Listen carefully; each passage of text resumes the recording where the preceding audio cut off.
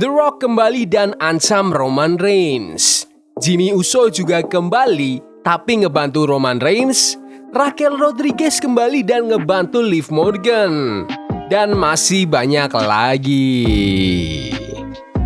Selamat datang di Roland Extra, selamat datang di video terbaru. Hari ini kita akan mengulas, mereview acara premium WWE Bad Blood tahun 2024. Sebelum kita lanjut, aku pengen kalian like dan share video ini ke teman-teman kalian yang suka WWE. Dan jangan lupa subscribe soalnya channel ini upload video setiap hari. Let's go. Acara premium Bad Blood hari ini dibuka oleh juara WWE Women's Tag Team Bianca Belair, Jade Cargill, dan Naomi. Semua pakai baju merah, bikin suasana malam ini jadi lebih cuco. Naomi menekankan kalau mereka akan mulai acara hari ini dengan pertandingan Hell in a Cell. Struktur ikonik itu pun diturunkan dengan Michael Cole dan Corey Graves yang jadi komentator. Bill Goldberg dan anaknya bersama artis hip hop Killer Mike terlihat di pinggiring juga. Langsung aja ke pertandingan pertama di Bad Blood hari ini, pertandingan Hell in a Cell antara Drew McIntyre melawan CM Punk. McIntyre dan Punk mulai saling hajar sampai keluar ring. Pakai sel itu buat senjata. Punk keluarin meja tapi McIntyre lawan pakai kursi. Pakai kunci Inggris juga dan pakai tangga juga. Punk hampir menang ngebanting GTS tapi McIntyre guling keluar dari ring. Di momen-momen yang mendebarkan, McIntyre hantam Claymore Kick yang nyaris buat Punk kalah. Punk lilitkan rantai besi ke lututnya, lakuin GTS, dan cekokin manik-manik ke McIntyre. Punk akhirnya meraih kemenangan setelah bertanding selama setengah jam. Punk yang kelihatan capek, kesakitan, rayain kemenangannya. Nandain akhir dari feud sama Drew McIntyre. Pertandingan yang luar biasa. Menurutku, ini tuh 5-star match. Pertandingan Hell in a Cell yang epic. Hype sama delivery-nya itu muah. Mereka juga punya banyak chemistry yang bikin pertandingannya tuh kelihatan kayak beneran gitu. Feud of the Year. Kedua veteran ini kasih penampilan yang luar biasa. Nge-sell semuanya dengan baik, mereka nggak terburu-buru dan nggak abain detail. Banyak pegula di bisnis saat ini bisa belajar dari pertandingan ini soalnya penting buat memperlambat tempo. Nge-sell big moves dan ngebuat semuanya itu jadi bermakna. Luangin waktu, ceritain kisah dan lakuin dengan cara yang kayak gini. Pertandingannya pasti berakhir jadi legendaris. Wow. WWE Hall of Famers Jacqueline, Lilian Garcia, dan Booker T terlihat nonton di pinggiring. Ketika Lee wawancarai orang-orang di VIP shoot yang termasuk Bianca Belair, Jade Cargill, Naomi, Mickie James, Jey Uso, Tully Blanchard, Diamond Dallas Page, X-Pac, dan lainnya. Para host nunjukin antusiasme buat pertandingan Women's Championship yang akan datang, dengan Naomi dan Bianca Belair yang ngedukung Bayley. Langsung aja ke pertandingan WWE Women's Championship antara Nia Jax melawan Bayley. Pertandingan dimulai dengan Nia Jax lakuin bear hug, nunjukin kekuatannya. Bayley lawan pakai sunset flip. Bayley mulai menguasai dengan leg drop ke leher Jax dan dropkick baseball slide untuk menjatuhkannya. Jax balas dengan Samoan drop dan splash di turnbuckle. Bayley ngerespon dengan elbow drop dari top rope tapi masih belum bisa bikin Jax kalah. Jax hampir menang dengan Samoan drop dari turnbuckle. Tapi Bayley balik serang dengan gerakan yang mirip standar dan Rose Plan khasnya. Saat Bayley hampir menang, Tiffany Stratton ikut campur, memukul Bayley berkali-kali dengan koper Money in the Bank. Jax memanfaatkan kesempatan itu dengan banting Samoan drop dari top rope dan hantam Annihilator Splash untuk memenangkan pertandingan dan mempertahankan WWE Women's Championship. Nia Jax keluar sebagai pemenang sementara Stratton tetap di pinggiring dengan koper Money in the Bank-nya, menggoda kemungkinan akan cash in di masa depan. Pertandingan ini solid, tapi tetap cerita besar di sini itu tentang Tiffany Stratton yang kembali ngehin bakal cash in tapi nggak terjadi. Jax menang itu udah jelas. Kapanpun Tiffany Stratton cash in Money in the Bank-nya ke Nia Jax, Stratton kayaknya bakal jadi babyface besar. Tapi mereka perlu terus bangun cerita dengan Nia Jax yang terus-terusan menindas Tiffany Stratton biar fans makin simpati. Intinya jangan buru-buru dan pasti bakal berhasil. Xavier Woods lagi main game Dragon Ball Sparking Zero yang juga jadi sponsor pertandingan. WWE Hall of Famers X-Pac, Tully Blanchard, dan Arn Anderson juga terlihat di pinggiring dan disambut tepuk tangan meriah dari penonton. Lanjut aja ke pertandingan antara Damian Priest melawan Finn Balor. Damien kuasai awal pertandingan, lempar Finn ke turnbuckle. Finn langsung balas pakai Sling Blade. Finn ngunci Damien pakai Chinlock dan terus hajar pakai Sit Russian Leg Sweep dan Abdominal Stretch. Damien balik kendaliin pertandingan, banting pakai Broken Arrow dan Running Back Splash. Finn balas lagi pakai Sling Blade tapi Damien masih aja ngelawan. Damien banting Finn pakai Razor's Edge ke apron, terus tiba-tiba The Judgment Day datang. Carlito alihin perhatian wasit sementara Jerry McDonough ngeganggu Damien. Ini kasih Finn kesempatan buat luncurin coup de grace tapi Damien masih aja bangkit lagi. Finn sampai kaget. Damien lawan balik The Judgment Day. Finn sampai bisa kasih 2 coup de grace lagi ke Damien. Tapi Damien masih aja belum KO dan nangkap Finn terus banting pakai Sword of Heaven untuk memenangkan pertandingan. Pertandingan ini solid, tapi rasanya kayak pertandingan main event di Raw ketimbang pertandingan acara premium yang epic. Ya cukup oke sih sebenarnya dan Damien akhirnya bisa balas dendam ke mantan teman-temannya itu di Judgment Day. Lumayan oke tapi nggak ada yang terlalu istimewa dari pertandingan ini. Lanjut ke pengumuman besar dari Triple H. WWE Chief Content Officer Paul Triple H Levesque merayakan penjualan tiket WWE yang ke-60 untuk tahun ini dengan 16.092 fans hadir, menjadikan Bad Blood sebagai acara arena terbesar dalam sejarah WWE. Triple H mengumumkan bahwa di acara Crown Jewel yang akan datang, WWE Champion akan melawan World Champion, baik untuk divisi pria maupun wanita. Pertandingan ini bukan untuk gelar, tapi untuk menentukan yang terbaik dari yang terbaik. Dengan pemenangnya akan dinobatkan sebagai Crown Jewel Champion 2024. Dia tunjukin sabuk juara baru yang dihiasi berlian asli. Tiba-tiba, World Heavyweight Champion Gunther datang ke ring, menjabat tangan Triple H dan menyatakan dominasinya. Gunther yang melihat ada Goldberg di area penonton, menantang, menghina dan mempertanyakan skill Goldberg sebagai pegulat, serta bahkan mengomentari gaya parentingnya.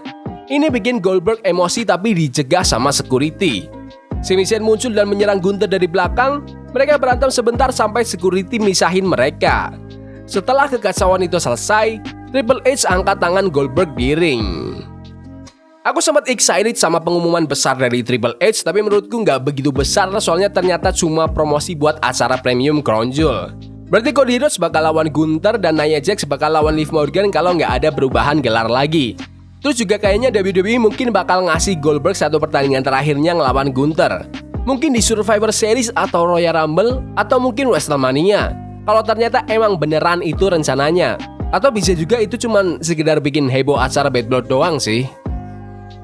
WWE Hall of Famers Diamond Dallas Page, Mickie James, dan Scott Steiner terlihat di pinggir ring dan disambut hangat sama para fans.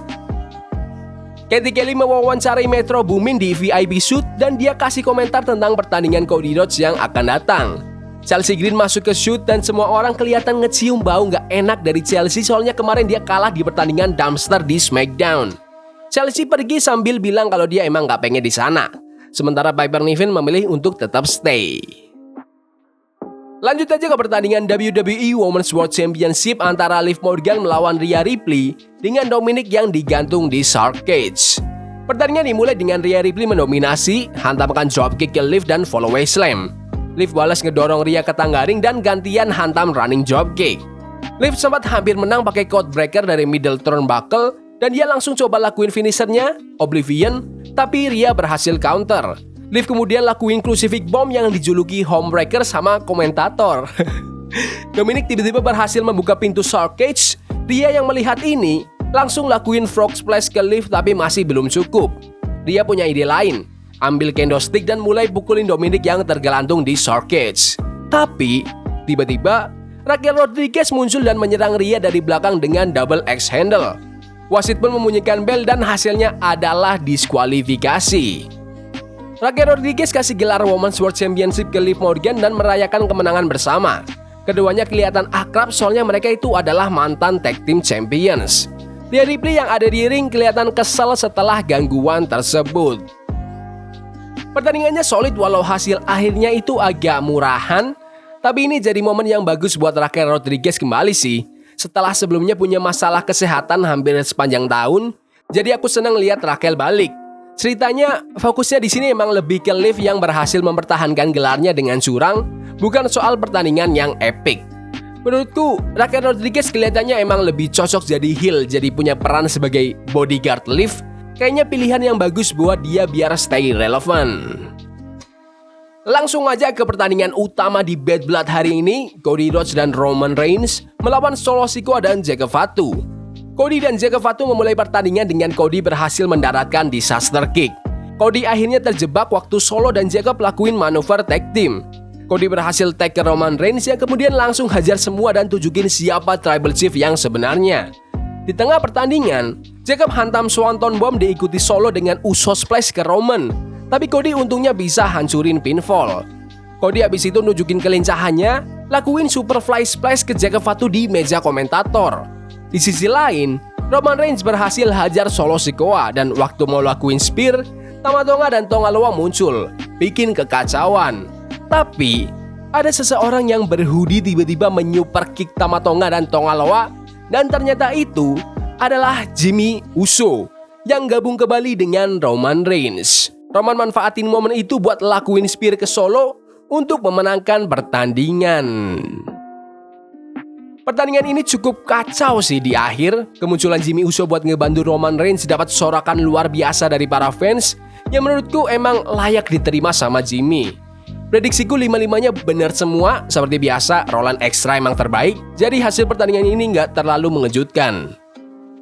Setelah pertandingan, Roman dan Jimmy berpelukan, merayakan kekeluargaan mereka yang terjalin kembali di tengah sorakan para fans. Roman juga menyerahkan gelar WWE ke Cody sebagai tanda hormat, nunjukin bahwa Roman nempatin janjinya untuk nge-backing Cody. Namun, tiba-tiba Tama Tonga dan Tonga Loa menyerang Cody waktu Roman dan Jimmy udah keluar dari ring. Roman dan Jimmy pun kembali lagi ke ring buat nolongin Cody dan membersihkan ring dari anggota The Bloodline. Tapi, tiba-tiba The Final Boss, The Rock, muncul sambil bawain People's Championship. Dia kayak ngehitung 1, 2, 3 dan kasih gestur ancaman sambil menatap Cody dan Roman sebelum akhirnya pergi. Seolah-olah kasih petunjuk akan ada hal besar yang akan datang. Momen ini semakin nunjukin ke kita semua kalau Roman Reigns itu emang benar-benar ada di sisi babyface sekarang. Seru juga ngelihat The Rock walaupun sebentar banget, tapi prediksiku The Rock mungkin gak seneng sama Roman Reigns yang ngebantu Cody dan malah ngehajarin darah keluarganya sendiri. Mungkin aja ini akan berlanjut ke Rock yang memimpin Bloodline versi heel melawan tim Bloodline versi face yang mungkin terdiri dari Cody, Jimmy, Jey Uso, dan mungkin Sami Zayn. Bisa jadi ini ngebawa kita ke pertarungan yang besar kayak War Games di Survivor Series. Aku kasih nilai 7 dari 10 buat WWE Bad Blood. Pertandingan yang menonjol jelas CM Punk dan Drew McIntyre di Hell in a Cell mungkin jadi salah satu yang terbaik tahun ini. Pertandingan wanitanya sih oke, walaupun keduanya nggak terlalu menonjol. Dari segi segmen non pertandingan, agak kaget sih kalau WWE siapin pertandingan antara Gunther lawan Goldberg. Tapi kalau emang beneran terjadi kayaknya bakal seru. Di pertandingan utama, Cody dan Roman berhasil kalahin Solo Sikoa dan Jake Fatu. Menarik juga ngelihat Jimmy Uso kembali dan ngebantu Roman Reigns menang. Kemunculan The Rock di akhir juga kasih petunjuk akan adanya perkembangan cerita yang lebih besar. Menarik banget nih, alurnya bakal kemana lagi di beberapa bulan ke depan. Menurut kalian gimana acara premium WWE Bad Blood hari ini? Bagus? Gak bagus? Komen di kolom komentar. Ya udah gitu aja video hari ini. Jangan lupa like dan subscribe ke channel ini karena aku pengen 6.500 subscriber di bulan ini. Tolong bantu. Yes boy. See you.